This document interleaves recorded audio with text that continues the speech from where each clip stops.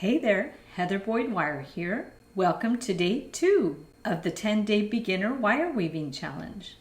I'm calling this a beginner wire weaving challenge because I am actually quite new to wire weaving. I look forward to hearing other tips and tricks along the way from other jewelry makers. I truly believe when we teach, we learn, and I'm so excited about this wire weaving learning journey.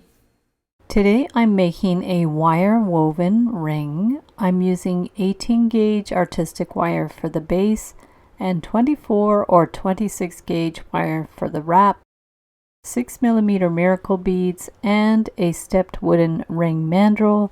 I have the Beadalon nipper tool, the nylon jaw pliers, and their slimline round nose and chain nose pliers.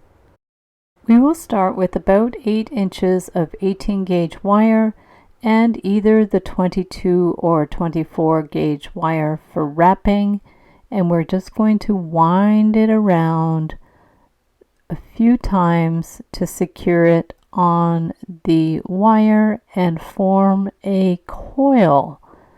So we're doing this at around the center of the wire, and this coil is going to go around the bead.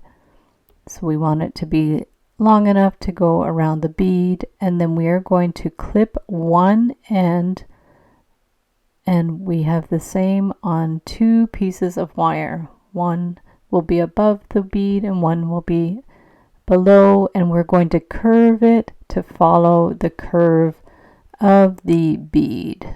So we're just going to curve it around on one side and the other side. Just push it with your thumb and finger to form the curve, and then bend it out at a right angle on either side. The length of the coil will depend on the size of your bead. So we're just going to bend it out on either side. So it's kind of a U formation, and then the same on the other side. So now we're going to get another piece of the 18 gauge wire, straight piece, and this is going to hold the bead between the 2 curved pieces. So we'll start with one side, and we are going to start the wrap. So bring the wire around, catching the wire that has the bead on it, and then we're going to add the lower piece. Make sure it's positioned in place, and then we're going to take that wrapping wire and we're going to secure the lower wire on, because we need to weave these 3 wires together. So now we're going to bring it around each wire, doing a single wrap on each wire to secure them in place, pushing the wire down towards the center. Here's a diagram with the formation of the weave. You can actually pause the video and screenshot this, or it will be in the ebook at the end of the challenge. So we're going to keep going back and forth, weaving the 3 wires together in a basic weave formation, and making sure you're pulling the wire, giving a little tug as you go to keep the weave nice and tight. You just tug it each time you twist it around the wire, pushing with your thumb to push it together. You'll see you will be able to tighten the weave up at the end, but just try to keep it as tight as you can. So now we're going to do the other side. I just flipped it over, and now I'm weaving the other side of the ring together, working in the same type of weave formation. This is a very basic weave, just attaching each wire with the single wind as you go, pushing the wire in to make sure it's nice and tight, holding it firmly between your thumb and finger, pushing with your thumb.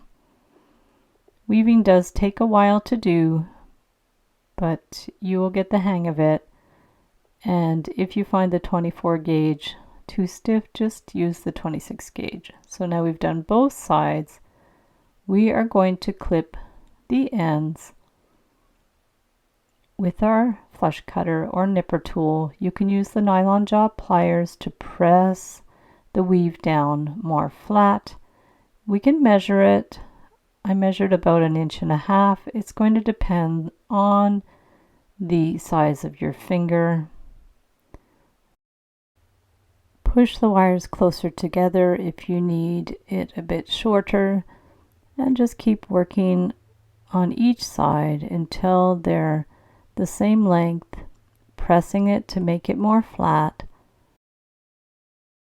And then once you've done that, you can curve it around a ring mandrel to make the shape of the ring. So I have a stepped wooden ring mandrel that I like to use. So just bring it around to the size that you want, pushing it against the ring mandrel. And now we're going to separate the wires so that we can finish them off. So I just push the wire to the side, and then we need to form some little loops to finish off the wires. So using the round pliers, we're going to bring the wire around into a small loop and then clip it with the flush cutters. And we're going to press it with the chain nose pliers, and we have 6 ends that we have to finish off, so we're going to keep bringing them around into little loops, clip it with the flush cutter, and then we need to flatten it out so there's no little pokey ends. And we're just going to go through and make little loops on each of those wires so it's nicely finished and it's got a nice look with all the little loops. You can try to make them all about the same size, just using the tip of your round nose pliers. Clip the end, push it flat, and we're going to keep going with the round nose pliers, holding the wire and pushing the end of the wire around, adjusting it so the loop sits right at the end of the weave, and then clipping it flush to make a nice closed loop. We'll push it down with the chain nose pliers. Pinch it in if there's any little gaps. And then we're just going to keep going until we've done all of our loops. You can curve them around a little bit to follow the shape of your finger. Again, another little loop. I cut my wires a little bit too long. They're just a little easier to work with. And then we're going to clip it again. And then push in that little pokey end. And then we just have one more left to do. Holding it with the round pliers, bringing the wire around, and then we're going to clip it. So we'll just pinch in that last little pokey end, do our little adjustments, curve out those loops, put it back on the ring mandrel and press it against the mandrel so it's nice and rounded. Push it with your thumb and finger, and there you see your ring with the bead on one side and the loops on the other side. And this ring could be reversible if you want to wear the loops on the front. And there is the finished ring showing the weave.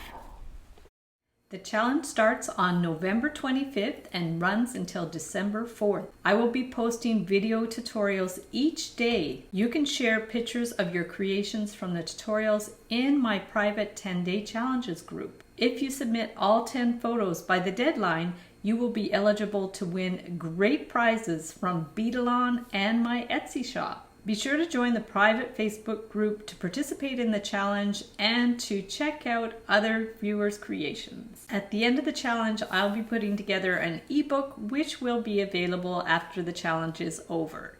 Check out all the details in the description below the video. Good luck everybody and have fun with the projects.